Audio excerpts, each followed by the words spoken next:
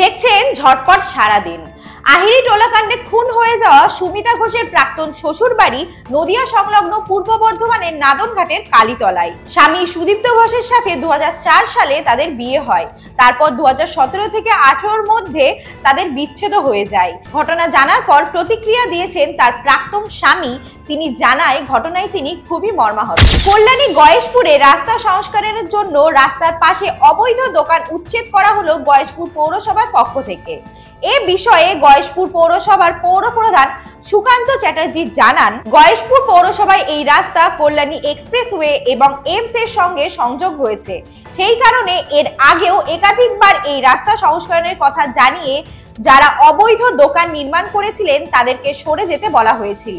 বর্তমানে রাস্তা সংস্করণ করা হয়েছে এবং একাধিকবার বলা সত্ত্বেও যেহেতু দোকানদাররা তাদের পথটা সরিয়ে নিয়ে যায়নি, সেই কারণেই আজ প্রশাসনকে সামনে রেখে সমস্ত অবৈধ নির্মাণ এবং দোকান ভেঙে ফেলা হলো পৌরসভার তরফে।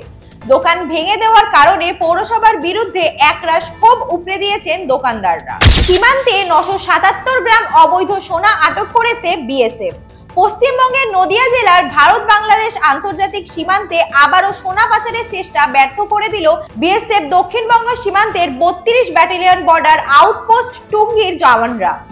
বিএসএফ সূত্রে জানা গেছে, বাংলাদেশ থেকে ভারতে অবৈধ সোনার বার পাচারের চেষ্টা করার সময় এক ভারতীয় চোরা কারবারির কাছ থেকে ফেলে যাওয়া 977 গ্রাম সোনা উদ্ধার করে। উদ্ধারকৃত সোনার বারের আনুমানিক মূল্য 84,51,050 টাকা। আবারও বাঘের দর্শন পেল সুন্দরবনে ঘুরতে আসা পর্যটকেরা। কলকাতা থেকে আসা 8 জনের পর্যটকের দল তারা সজনেখালি থেকে বৈধ পাস নিয়ে সুবল গাইনের বোটে এবং বিক্রমাদিত্য মণ্ডলের দক্ষ গাইডে সুন্দরবনের সজনেখালি জঙ্গলে যাওয়ার পর সেখান থেকে ফেরার পথে বিশাল আকারের রয়্যাল বেঙ্গল টাইগার তারা দেখতে পায়। সাথে সাথে তা ক্যামেরাবন্দিও করেন তারা। রয়্যাল বেঙ্গল টাইগার সুন্দরবনের বাঘ ক্যামেরাবন্দি হওয়ায় যেমন পর্যটকেরা খুশি, ঠিক তেমনি পর্যটন ব্যবস্থার সাথে যুক্ত ব্যবসায়ী ও গাইডরাও ভীষণ খুশি। কৃষ্ণনগর ট্রাফিক পুলিশের উদ্যোগে পরিবহন দপ্তরের সহযোগিতায় ড্রাইভিং লাইসেন্স মেলা অনুষ্ঠিত হলো নদিয়ার কৃষ্ণনগর সদর ট্রাফিক অফিসে। এই লাইসেন্স মেলায় সাধারণ মানুষ থেকে শুরু করে পুলিশ কর্মী এবং সিভিক ভলেন্টিয়াররাও যাদের লাইসেন্স নেই তারা আবেদন করতে পারবেন বলে জানা যায়। এক্ষেত্রে শুধুমাত্র সরকারি ন্যূনতম খরচটুকুই নেওয়া হচ্ছে। প্রাথমিকভাবে এখান থেকে লার্নার লাইসেন্স পেয়ে যাবে আবেদনকারীরা। অবৈধ জুয়া সাট্টার বিরুদ্ধে অভিযান চালিয়ে 4 জনকে গ্রেফতার করলো নদিয়ার হাসখালী থানার পুলিশ। পুলিশ সূত্রে খবর, গতকাল রাতে হাসখালী থানার পুলিশ গোপন সূত্রে খবরের ভিত্তিতে হাসখালী চটকাতলা সমীর দাস নামে এক ব্যক্তির দোকানে হানা দিয়ে দোকান মালিক সমীর দাস সহ আরো 3 জনকে গ্রেফতার করেন। ঘটনাস্থল থেকে 3,240 টাকা নগদ টাকা সহ লেখার প্যাড, পেন, নোটবুক বাজেয়াপ্ত করে।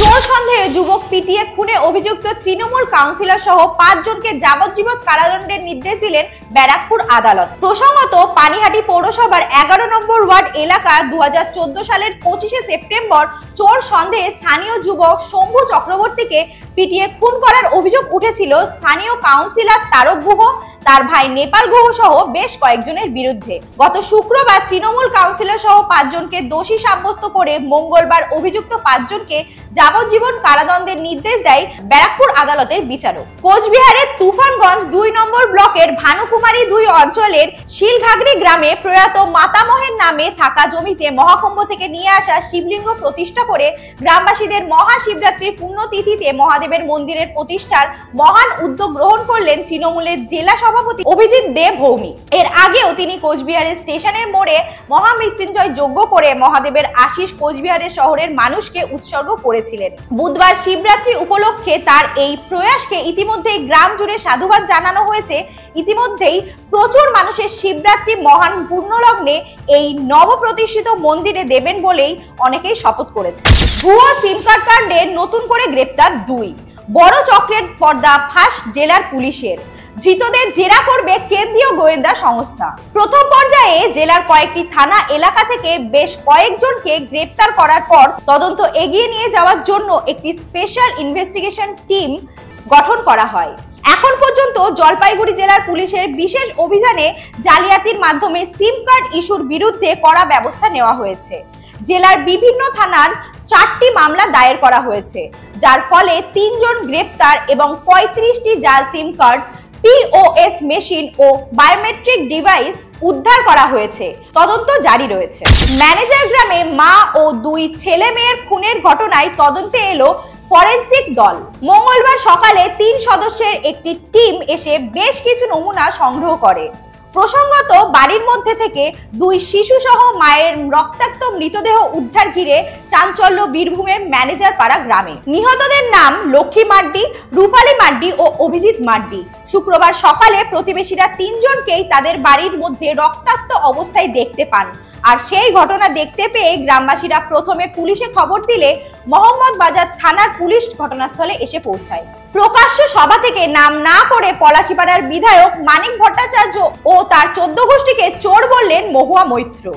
গতকাল বিকেলে পলাশীপাড়ার বিধানসভার অন্তর্গত বর্নিয়া সমবায় সমিতির মাঠে কর্মী সভার আয়োজন করা হয়েছিল। সেই সভায় উপস্থিত ছিলেন সাংসদ মহুয়া মৈত্র।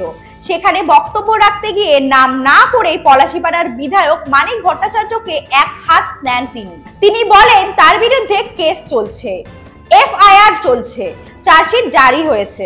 তিনি আরো বলেন তারা চোর, তার বউ চোর, তার ছেলে চোর, তার 14 গোষ্ঠী চোর। ব্যারাকপুরে শিশুকন্যার ওপর অত্যাচারের ঘটনায় মোহনপুর থানা ঘেরাও বিজেপির বিধায়ক অগ্নিমিত্রা পালের। এখনকার মতো এই পর্যন্তই।